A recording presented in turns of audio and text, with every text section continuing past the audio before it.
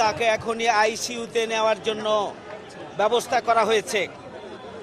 আমরা নুরুল হক নূরের এবং নূর রাশেদ খান সহ শতাধিক নেতাকর্মীদের উপরে হামলার তীব্র নিন্দা এবং প্রতিবাদ আমরা জানাচ্ছি।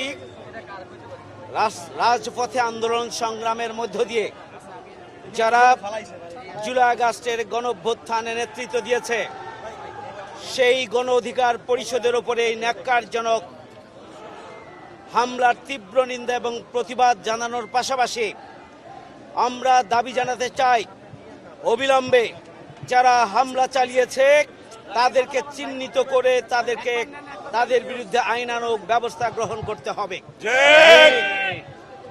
আমরা নুরুল হক নূরের জন্য আমরা দোয়া করি।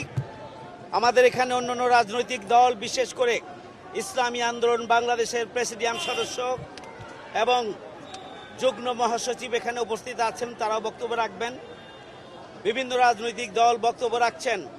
আমরা যারা একসাথে আন্দোলন সংগ্রাম করে নতুন বাংলাদেশ আনার ক্ষেত্রে আমরা ভূমিকা পালন করেছি, 1 বছর পার হওয়ার আগেই অন্তর্বর্তীকালীন সরকারের আইন শৃঙ্খলা বাহিনীর পক্ষ থেকে এই ধরনের নৃশংস আক্রমণ এটি মেনে নেওয়া যায় না। এদেশের জনগণ এবং জুলাই যোদ্ধারা আহত হয়েছে, আমরা একসাথে ছিলাম।